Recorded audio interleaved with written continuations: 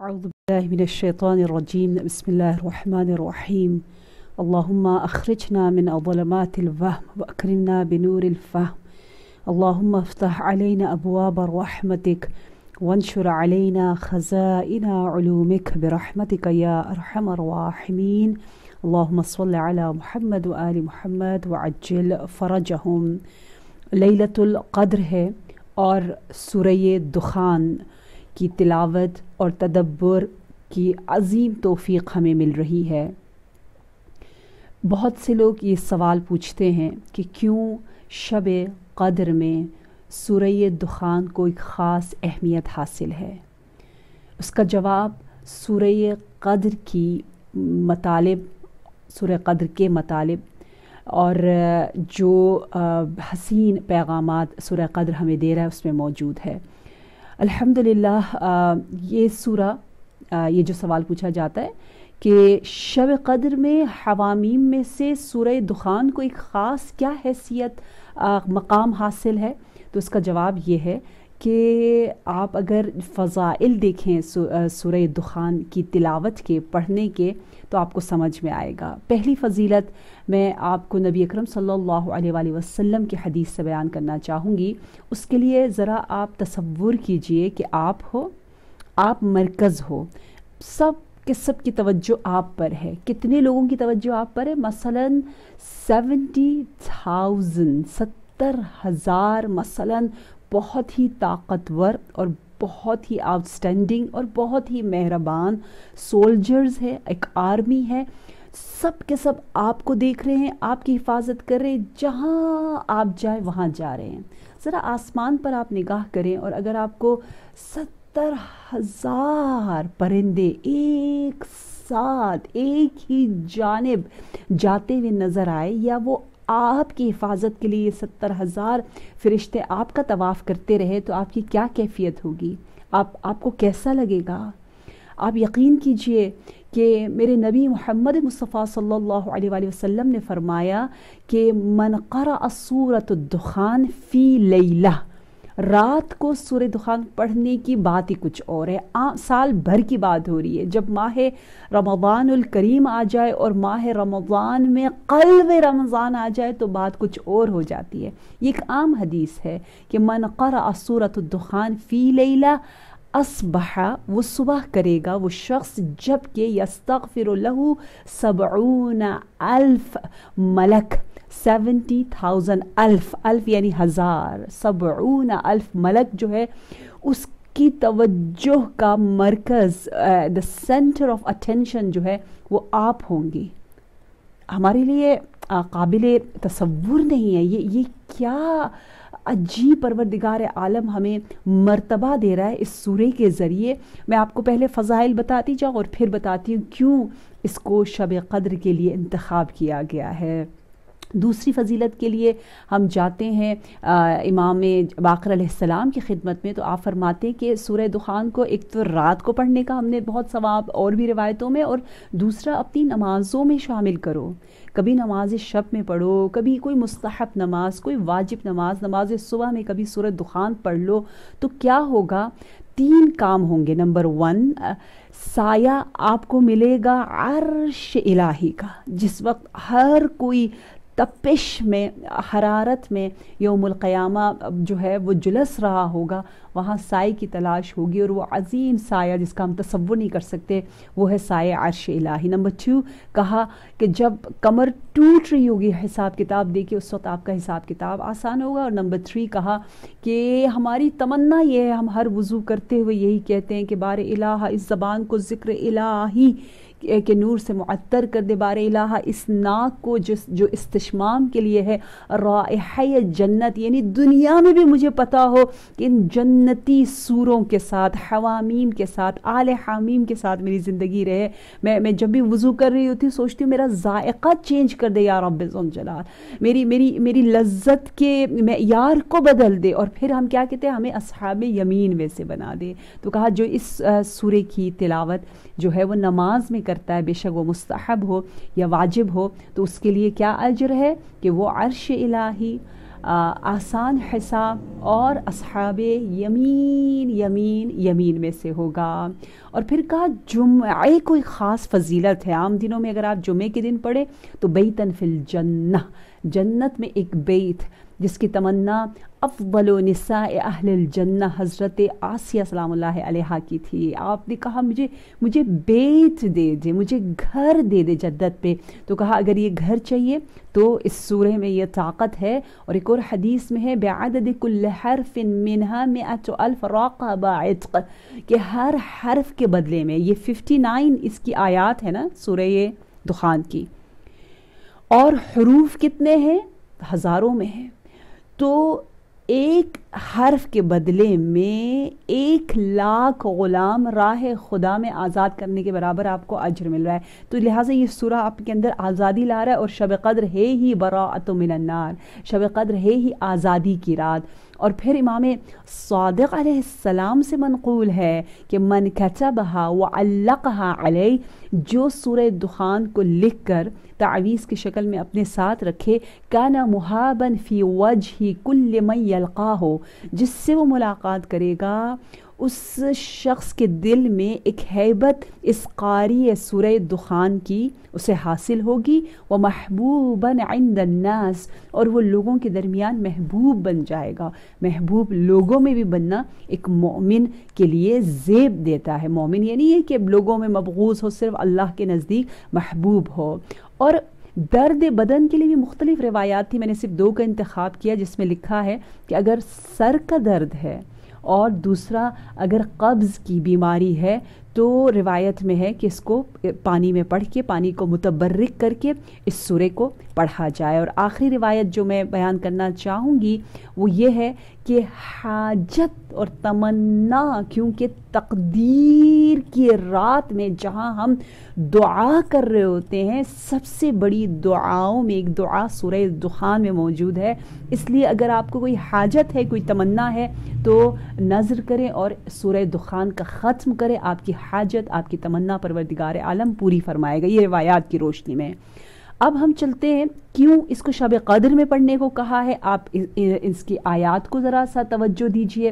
بسم اللہ الرحمن الرحیم، حامیم والکتاب المبین، انا انزلناہ فی لیلۃ مبارکۃ انا کنا منذرین۔ کتنے آپ خوش نصیب ہیں کہ اس طرح سے اس حسین حوامیم کو رب نے سجایا کہ ہم بالکل شب قدر میں آ کر ہم نے الحمدللہ اس سورے کا آغاز کیا کہ حامیم، اس روشن کتاب کی قسم، ہم نے اسے ایک بابرکت رات میں نازل کیا، یقیناً ہم ہی تنبیہ اور انذار کرنے والے ہیں۔ دیکھیں انا انزلناہ، ابتدائی 5-6 آیتوں میں آپ کو لگے گا کہ یہ سورہ قدر ہے، یہ سورہ ہے ہی شب قدر کے لیے۔ انا انزلنا ہو، لیلۃ القدر ہو یا لیلۃ المبارکہ، قرآن میں 2 نام دیے گئے ہیں اس رات کے لیے،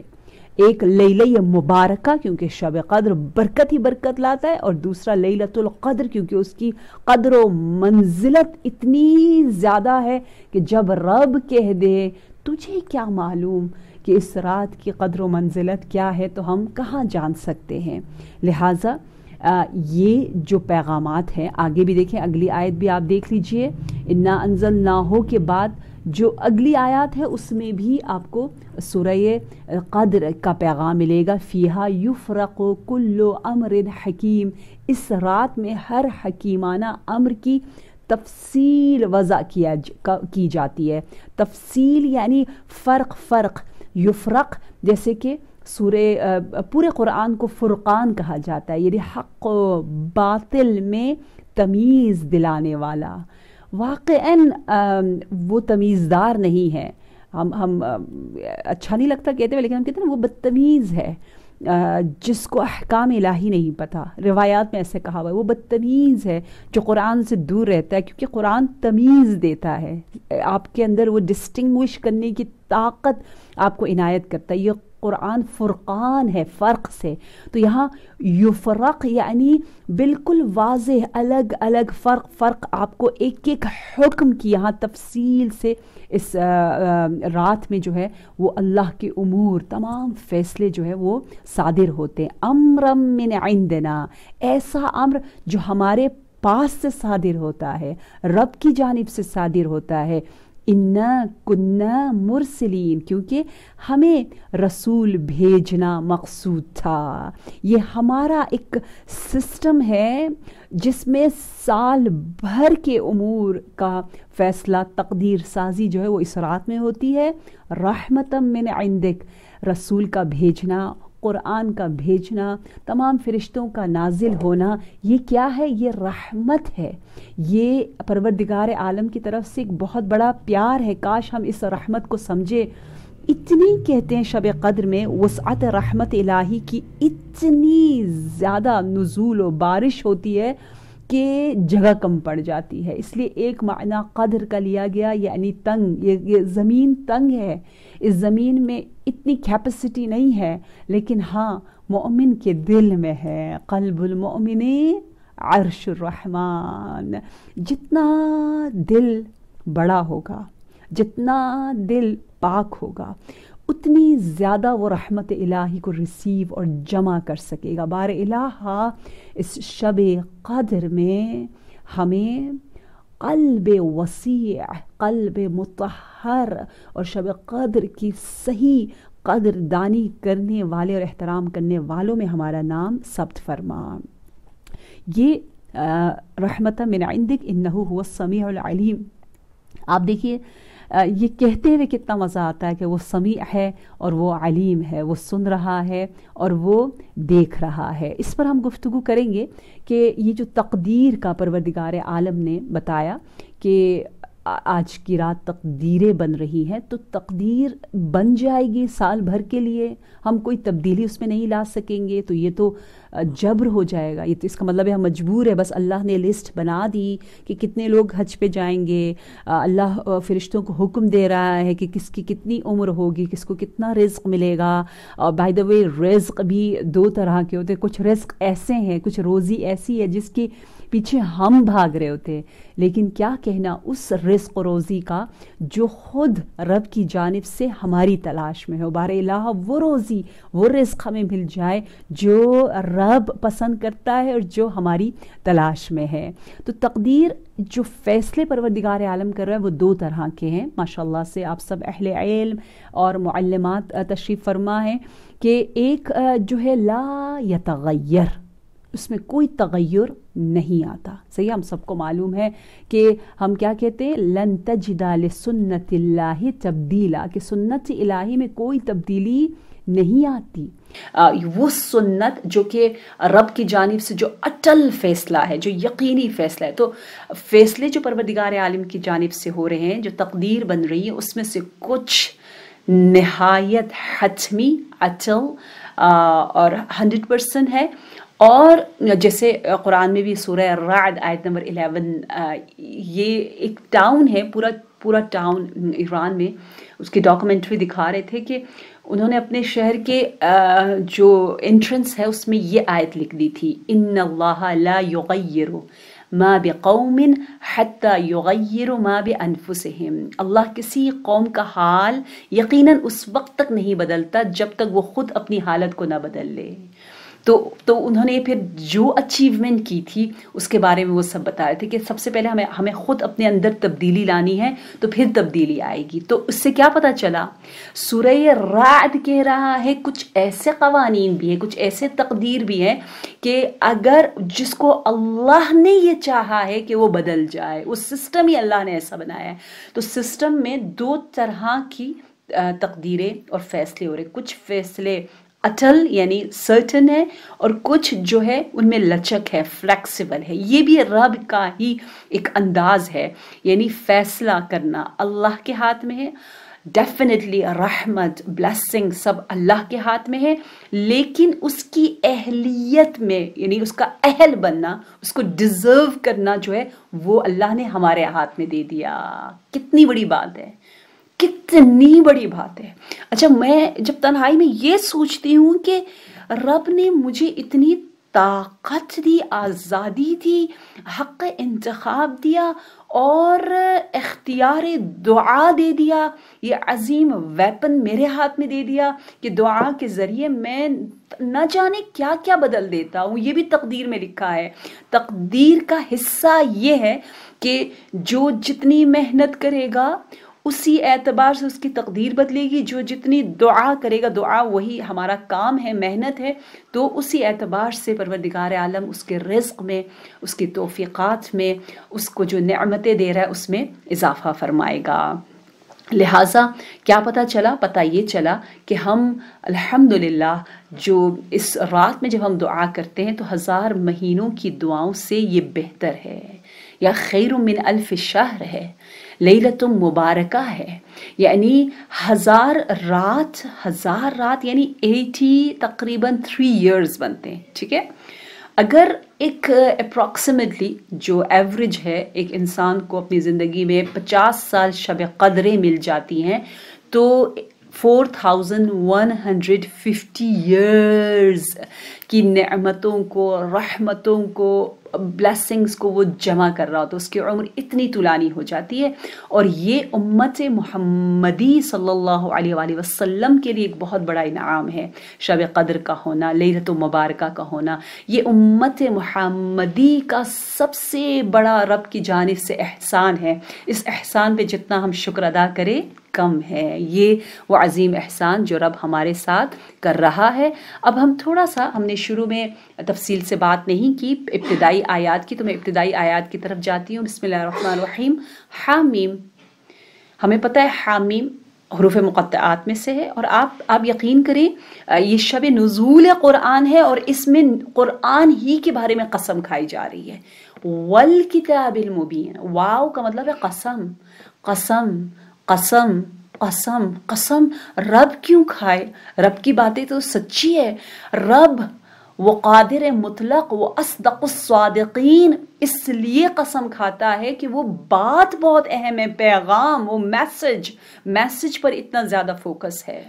اللہ کرے میں آسان الفاظ میں بیان کروں، کیونکہ بہت سے ٹینز، بہت سے بالکل جوان بچیاں جو ہے وہ مجھے میسج کر کے بتاتی ہیں کہ ہم کس طرح سے ایک ایک بات نوٹ کرتے ہیں. آپ کے ان ہاتھوں پر سلام اور درود ہو جن کے بوجھ سے فرشتے لے رہے ہیں، کیونکہ آپ اس کلام سے عشق اور محبت کر رہے ہیں جس کلام سے فرشتوں کو بہت زیادہ انسیت ہے. یہ رات ہے ہی فرشتوں کی رات ہے. اور سورہ دخان پڑھنے والا، آج رات اگر آپ نے سورہ دخان پڑھ لی معرفت کے ساتھ، کل بھی ضرور پڑھیے گا، تو 23ویں کی رات آپ اور دوسرے عام لوگوں میں جو شب قدر میں احیا کر رہے ہیں، جاگے ہوئے ہیں، زمین آسمان کا فرق ہوگا.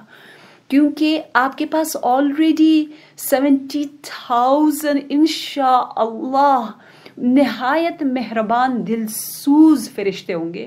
دیکھیں جو عام سولجرز آپ کے ساتھ ہوتے ہیں، ہو سکتا ہے وہ اتنا آپ سے پیار نہ کرتے ہو. اگر آپ کو 70,000 لوگ فٹک سے لائکس کر دیتے ہیں اور کہتے ہیں وی آر ود یو، تو آپ کہیں گے وہ اپنے مطلب کے لیے ہیں. جو بھی ہے اتنا کوئی دلسوز نہیں ہوتا. لیکن کیا کہنا، جو سورہ دخان کے الفابیٹس اور ایک ایک حرف اور ایک ایک کلمے کی وجہ سے جو فرشتے بن رہے ہیں، وہ ان میں وہ خوشبو ہے، وہ دلسوزی ہے، وہ محبت ہے جس کو ہم تصور بھی نہیں کر سکتے. قسم جب اللہ قسم کھاتا ہے تو میں کبھی کبھی بیٹھ کے مجھے عجیب سا وہ احساس ہوتا ہے کہ راضیہ یہ تم کیا کر رہی ہو کہ میرے رب کو قسم کھانا پڑا. یعنی تمہیں کیوں یقین نہیں آ رہا کہ یہ کلام الہی ہے؟ یہ کیوں ریب اور شک کے عالم میں ہو؟ اس روشن کتاب کی قسم. حامیم انا انزلناہ فی لیلۃ مبارکہ. یہ بات کچھ لوگوں کو شاید اچھی لگے کہ انزلنا اور نزلہ، یہ جو باب پڑھتے ہیں عربک گرامر میں، بہت جلدی گزر جاؤں گی، آپ ڈرے نہیں، جن کو پسند نہیں ہے وہ بس ایک سیکنڈ کی بات ہے کہ باب نزل ینزل تنزیل باب تفعیل ہے، اس کا مطلب ہے کہ پروردگار عالم گریجولی آہستہ آہستہ آہستہ آہستہ میسج دے رہا ہے، قرآن کو بھیج رہا ہے۔ جب انزلنا باب افعال آ جاتا ہے تو اس کا مطلب ہوتا ہے کہ ایک دم سے یہ بابوں میں جو جو الفاظ بدل جاتے ہیں اس سے جو ہے وہ میننگ بھی بدل جاتا ہے۔ یہاں پہ انزلنا کہا، یہ بڑا عجیب مفسرین کو لگا کہ پورا کے پورا قرآن یکجا قلب نبی صلی اللہ علیہ وآلہ وسلم اس قرآن کو اس طرح سے ریسیو کر رہا ہے، یہ یکجا کے مطلب میں ہے۔ اور پھر کیا کہا، لیلت مبارکہ۔ میں آپ کو کچھ حدیثیں بتاتی ہوں بہت پیاری، کہتے ہیں کہ عیسائی شخص امام محمد امام کاظم علیہ السلام کی خدمت میں آیا۔ امام کاظم علیہ السلام امام ہفتم سے پوچھا، ان کے شہر سے ہی الحمدللہ یہ تفسیر کا مباحثہ ہو رہا ہے، شہر حضرت فاطمہ معصومہ بنت باب الحوائج، حضرت کاظم علیہ السلام کی لخت جگر کے شہر سے آپ سب پر سلام اور درود ہو شب قدر میں۔ تو جب آپ سے کسی نے پوچھا کہ یہ جو حامیم والکتاب المبین انا انزلناہ فی لیلۃ المبارکہ انا کننا منذرین، اس سے کیا مراد ہے؟ تو امام نے کہا تمہیں کون سا میننگ چاہیے، ظاہری یا باطنی؟ تو اس عیسائی شخص کی معرفت پر سلام کہ اس نے کہا مجھے اس کی تعویل اور باطن چاہیے۔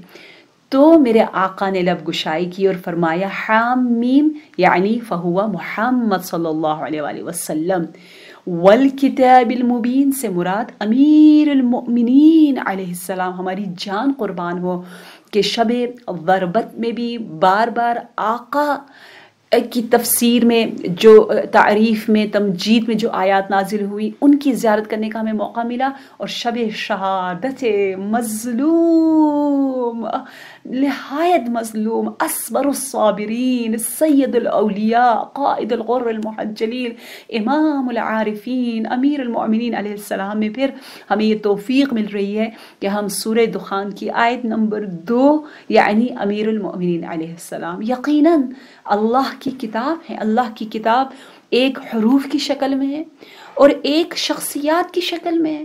اس پر لوگ کیوں اعتراض کریں کہ یہ کیسے ہو سکتا ہے والکتاب المبین سے مراد مولا کائنات ہو؟ کیوں نہ ہو، آیت الہی ہے نا، اللہ کی کتاب ہے نا، اللہ نے لکھا ہے نا، اللہ کے منتخب شدہ بندے ہیں، تو کتاب مبین امیر المؤمنین۔ اور پھر ایک اور بہت مزے کی بات یہ ہے انا انزلناہ فی لیلۃ مبارکہ، یہ لیلۃ مبارکہ سے مراد فاطمہ کہا امام کاظم علیہ السلام نے کہ اس سے مراد فاطمہ الزہرا سلام اللہ علیہ ہے، آپ کا ایک لقب ہے مبارکہ، تو یہی مبارکہ ہے، یہی وہ لیل ہے۔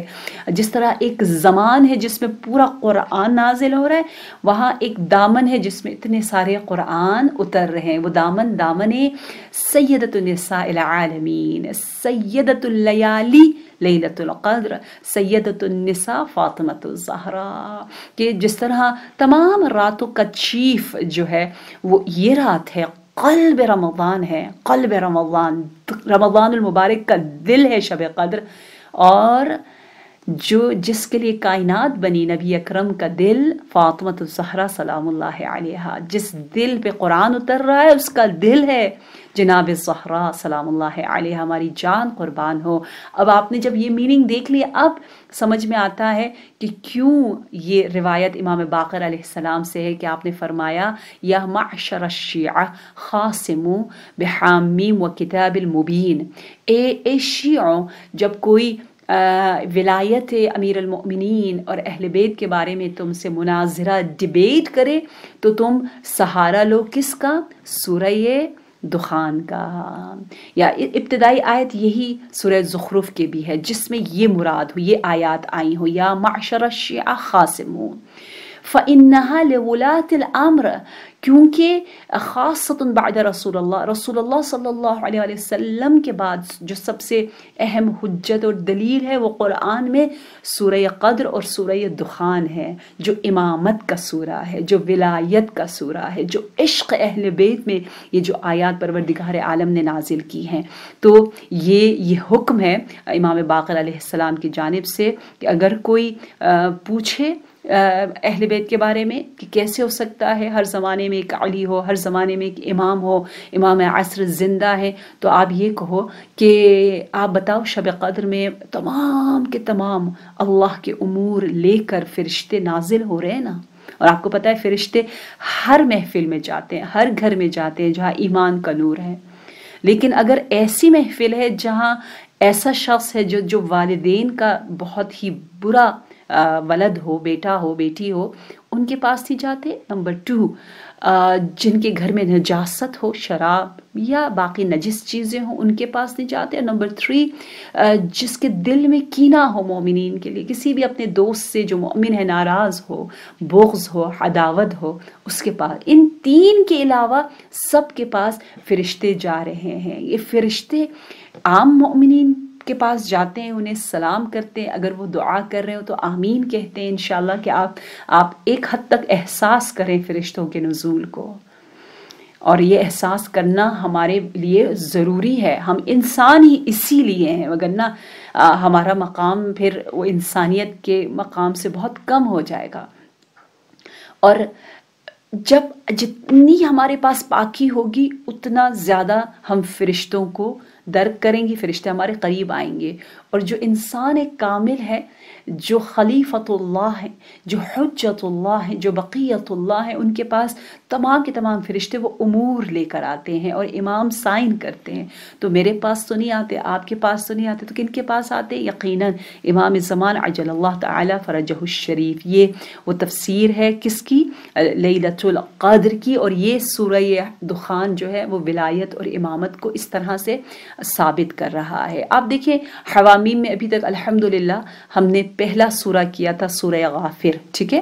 اس میں آپ دیکھیں حام میم کے بعد تنزیل الکتاب آیا، ٹھیک ہے؟ پھر حام میم کے بعد دوبارہ تنزیل الکتاب آیا، نزول کی بات آئے، پھر حام میم کے بعد والکتاب المبین آیا، پھر حام میم کے بعد سورہ شورى میں کذالک یوحی الیک آیا، وحی آ گئی، اور پھر تنزیل من الرحمن آیا۔ تو عجیب ہے یہ تمام کے تمام، اگر آپ دیکھیں پہلی آیت کے بعد دوسری تیسری آیت جو ہے وہ نزول کے بارے میں ہے۔ اس لیے حوامیم کی تلاوت شب قدر میں خاص طور پر سورہ دخان کے بارے میں بہت زیادہ ہمیں تاکید ملتی ہے۔ اب ہم جاتے ہیں آیت نمبر 7 کی جانب، جس میں یوں فرمایا کہ رب السماوات والارض وما بینہما ان کنتم موقنین۔ پروردگار عالم نے لیلۃ القدر میں یہ جو اتنی بابرکت رات ہے، برکت کسے کہتے ہیں؟ خیر کثیر کو، ورنہ ہم نے سورہ شورى میں پڑھا کہ ایام نحسات، کچھ منحوس ایام بھی ہوتے ہیں جن میں عذاب نازل ہوئے، لیکن شب قدر یعنی برکت ہی برکت ہی برکت اس طرح ہے کہ جب سے رب نے کائنات بنائی اس وقت سے لے کر ابھی تک مسلسل تمام بشارتیں، رحمتیں، ڈیوائن بکس، کتب آسمانی جو ہے وہ اسی رات میں نازل ہو رہی ہیں۔ آپ کو معلوم ہے کہ ماہ مبارک رمضان میں شب قدر میں دوسری آسمانی کتابیں بھی، بائبل ہو، زبور ہو، تورا ہو، جو ہمیں پتہ ہے، جو ہمیں نہیں پتہ، جو بھی پیغامات ہیں جو خاص الخاص نزول اور ایک سسٹم بنانے کا اور روحانیت کو عرض الہی تک لانے کا جو طریقہ ہے، اس کے لیے رب نے اس رات کا انتخاب کیا ہے۔ ایک اور نقطہ جو بہت زیادہ اہم ہے وہ یہ کہ دیکھیے شب قدر کے بارے میں قرآن نے گفتگو کی کہ انا انزلناہ فی لیلۃ مبارکہ یا انا انزلناہ فی لیلۃ القدر، نو ڈاؤٹ، ٹھیک ہے؟ لیکن یہ نہیں بتایا کہ وہ کب ہے۔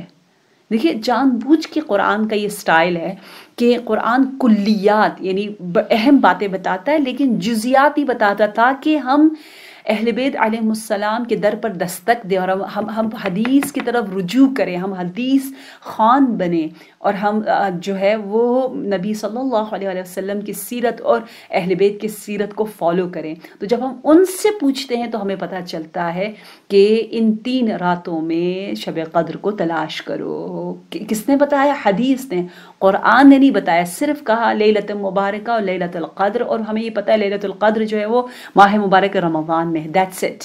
لیلہ، یہ جو لیلہ آخر میں لام جو آیا ہے، سوری تا جو آیا ہے، ورنہ ایک پورا سورہ ہے لیل. لیل ایک رات کو کہتے ہیں نا، تو یہ آخر میں تا لگانے کی کیا ضرورت تھی؟ کوئی مذکر مؤنث میل فیمیل کا کانسیپٹ تو نہیں ہے. نائٹ از نائٹ، تو وائی دیر از تا. تو یہ جو تا ہے وہ ایمفسائز کرنے کے لیے the only the exclusive night. اور جناب فاطمۃ الزہرا سلام اللہ علیہا صرف اور صرف ایک ہی ذات ہے جو ام الائمہ. لہٰذا لیلۃ مبارکہ فاطمۃ الزہرا، لیلۃ القدر، تمام راتیں ایک طرف، لیکن اس رات کی کیا بات ہے؟ سو اونلی ون نائٹ ہے. اور اسی لیے نائٹ کی آپ اہمیت کو دیکھیے کہ جب حضرت موسیٰ کو پروردگار عالم نے 40 دن کے لیے اپنے پاس بلایا، وواعدنا موسیٰ، تو ڈے اینڈ نائٹ حضرت موسیٰ اللہ کے ساتھ خصوصی ملاقات میں تھے، لیکن اس کو نام کیا دیا؟ لیلہ. وواعدنا موسیٰ جو ہے 40 لیلہ کہا ہے کہ کتنی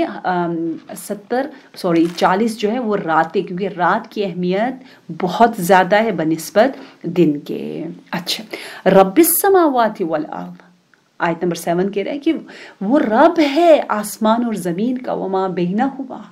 وہی رب کی ربوبیت کا ایک حسین طریقہ اور انداز یہ ہے کہ اس نے تمام راتوں میں اس رات کو انتخاب کیا اور وہ ربوبیت فرما رہا ہے، تقدیر بنا رہا ہے.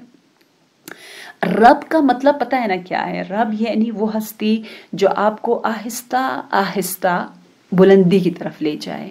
جیسے ماں آہستہ آہستہ بچے کو، مثلاً ماں باپ جو ہے وہ چلنا سکھاتے ہیں، مدد کرتے ہیں، وہ کھا نہیں سکتا اس کو کہتے ہیں کھاؤ، اس کو کہتے ہیں یہ دیکھو. آہستہ آہستہ آہستہ آہستہ بچے کی جسمانی خاص طور پر رشد و نمو جو ہے وہ والدین اس لیے مربی کہلاتے ہیں. رب ہے وہ، گھر کے رب البیت کہتے ہیں، رب ہے یعنی مربی ہیں، تربیت کرتے. تربیت کا مطلب یہی ہوتا ہے جو آہستہ آہستہ آہستہ آپ کو بلندی کی طرف لے کر جائے.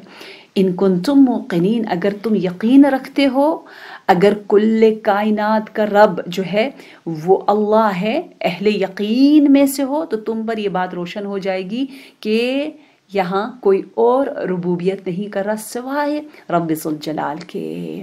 لا الہ الا ہوا یحیی و یمیت، اس کے سوا کوئی الہ نہیں ہے، کوئی معبود نہیں ہے. وہی زندگی اور موت دیتا ہے، حیات وہی دے رہا ہے. اس لیے ہم شب قدر جاگ کر بتانا چاہتے ہیں کہ ہمیں حیات چاہیے، ہمیں زندگی چاہیے، اور یمیت موت بھی وہی دیتا ہے. تمہارا رب ہے اور تمہارے پہلے باپ دادا کا بھی یہی رب ہے.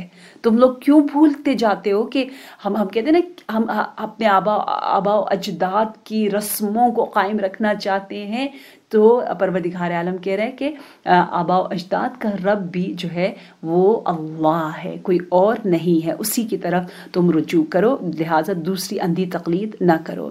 اور پھر بل ہم فی شک یلعبون، وہ اللہ کی ربوبیت اور مدیریت کے بارے میں شک میں مبتلا ہیں. انہیں شک ہے. پریکٹیکلی ہمیں اگر 100% یقین ہو کہ یہ کتاب اللہ کی ہے، آپ ذرا سا اکیلے میں سوچیں یہ کتاب اللہ کی ہے، تو ہم اس کے ساتھ وہ رفتار نہیں کریں گے جو ہم کر رہے ہیں، جس طرح اگنور کر رہے ہیں. کتنا میرا کبھی کبھی ہاتھ کانپتا ہے یہ سوچ کے کہ what، میرے پاس اللہ کی کتاب ہے، میں اس قابل ہوں کہ میں اس کو اٹھا بھی سکتی ہوں، سمجھ بھی سکتی ہوں، پڑھ بھی سکتی ہوں. اللہ اکبر. یہ شک کیوں آتا ہے؟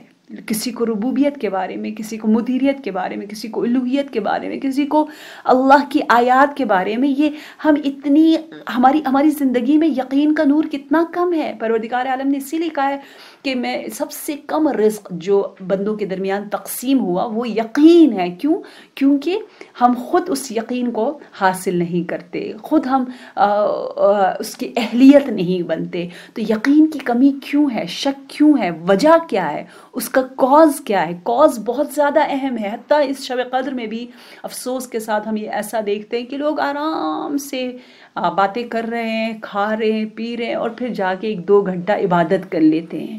یہ کوئی شب قدر ہوئی؟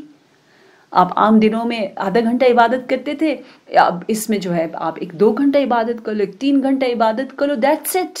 یہ شب قدر نہیں ہے.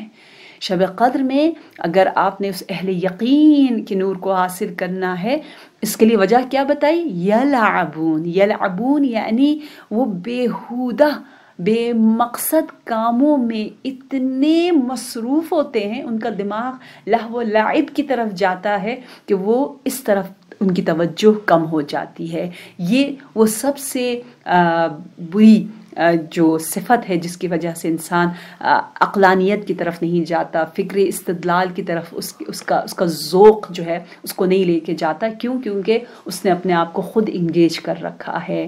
لعب اور لہو سے پروردگار عالم ہمیں نجات دے، اور ہر عمل جو ہم انجام دے لیلۃ القدر میں انشاءاللہ وہ عمل حضور قلب کے ساتھ ہو. آج کی رات ہم نے جاگنا ہے سے مراد کیا ہے؟ ہمارے دل کو جگانا ہے. اسی لیے سب سے پہلا عمل ہمیں کیا بتایا ہے کہ ہم غسل کریں.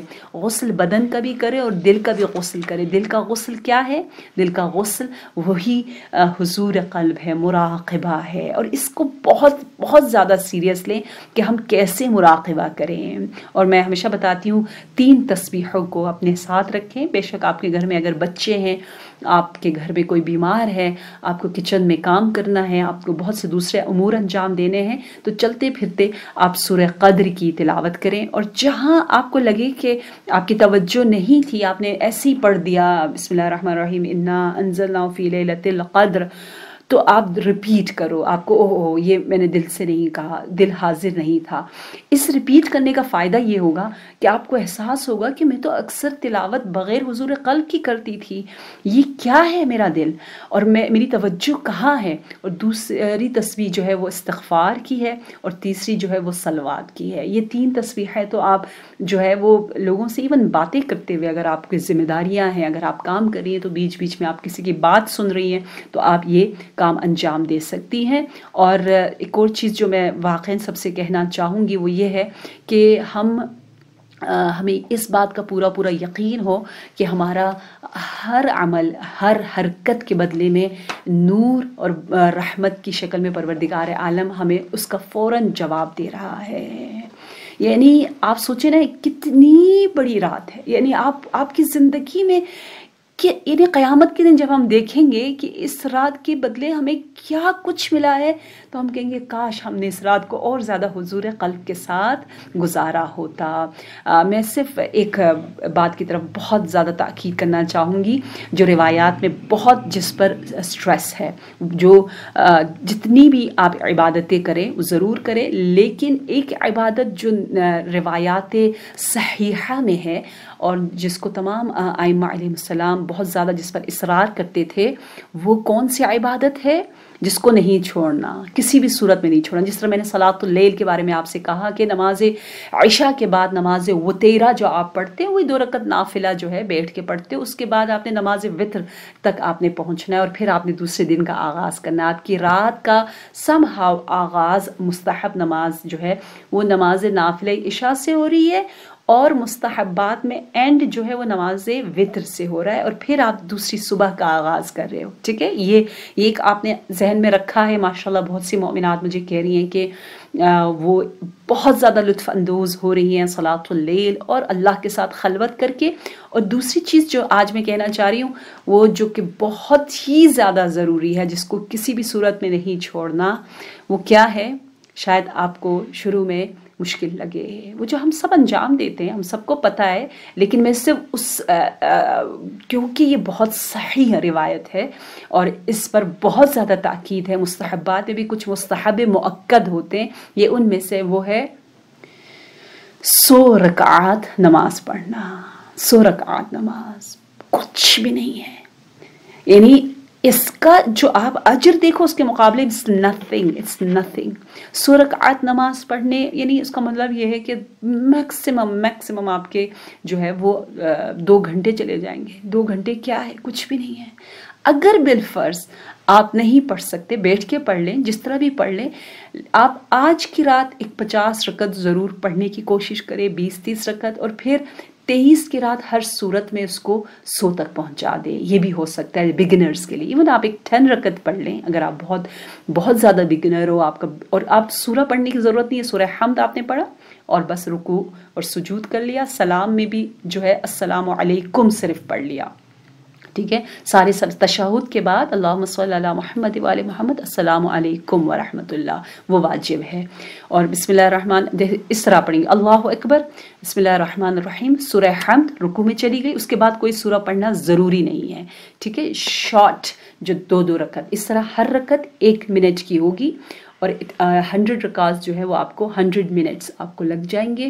آپ بریک لیتے جاؤ، 2 رکعت پڑھو، کوئی اور کام کرو، پھر ایک اور 2 رکعت پڑھ لو، پھر کوئی دعا پڑھ لو، پھر 2 رکعت کی کوئی 5-6 سیٹس پڑھ کے آپ کچھ اور کر لیں، لیکن اس کو ہاتھ سے جانے نہ دیں، کیونکہ دیکھیں روایت کیا حسین پیغام دے رہی ہے کہ نماز کے ہر سجدے کے بدلے میں پروردگار عالم اشجار الجنہ، جنت کے عظیم ٹریز آپ کو دیتا ہے۔ یہ چیزیں ہمارے لیے معنی نہیں رکھتی، لیکن پھر بھی روایت نے بتایا ہم کر رہے ہیں۔ رکعت ایک رکعت کے بدلے میں در و یاقوت و زمرد سے بنے ہوئے گھر ہیں، ہر آیت جو پڑھی جاتی ہے، جیسے آپ سورہ حمد پڑھ رہی ہیں نماز میں، تو اس کے بدلے میں ایک تاج آپ کے سر پہ رکھا جاتا ہے، تاج کے لیولز بدلتے چلے جاتے ہیں، ہر سبحان اللہ کے بدلے میں مختلف برڈز پرندے آپ کے لیے، ہر سلام کے بدلے میں جو ہے وہ لباس بہشتی آپ کو پروردگار عالم دیتے ہیں۔ اور بہت طولانی ہے، میں نے صرف ان میں سے کچھ اہم کو انتخاب کیا، یہ بچوں کے لیے میں نے بتایا تاکہ بچے سمجھے کہ ہر جملہ جو وہ بول رہے ہوتے ہیں اس کے بدلے میں پروردگار عالم کس طرح سے اپریشیٹ کر رہا ہوتا ہے۔ لہٰذا نمازوں کو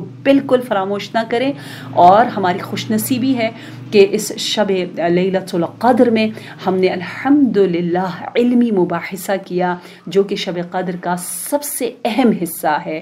لہٰذا لیلۃ القدر کو آپ ڈیوائڈ کریں، عبادتیں کریں، دعائیں کریں، قرآن پڑھیں، نماز پڑھیں، اور ایک جو سب سے بڑی فضیلت ہے وہ یہ ہے کہ علم حاصل کریں۔ تو اب کیا لطف آئے گا اس علم کے بعد، کیونکہ ہم سب قرآن کے سفرہ دسترخوان پر بیٹھے اور ہم نے یہ جب حاصل کیا، اب عبادت کرنے کی لذت ہی کچھ اور ہوگی۔ آپ سب بھی اپنی دعاؤں میں حقیر کو شامل رکھیے گا، اور میرے پر بھی واجب ہے کہ آپ سب مؤمنین مومنات کے لیے انشاءاللہ ہم بھی یہاں پر دعا گو رہے ہیں۔ اللہم انی نسألک وندعوک باسمک العظیم الاعظم الأعز الأجل الأكرم بك يا الله يا الله يا الله يا الله يا الله يا الله يا الله يا الله يا الله يا الله۔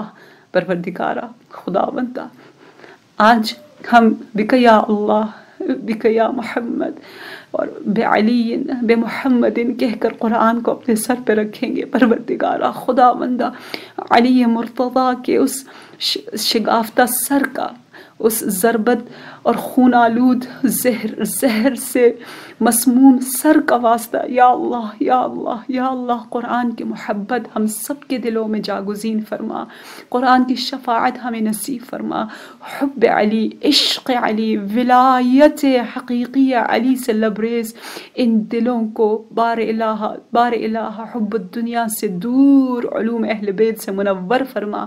پروردگارہ ہمارے اولاد کے ایمان میں دن بدن اضافہ فرما، یا رب ہمارے بیماروں کو شفائے عاجل عنایت فرما۔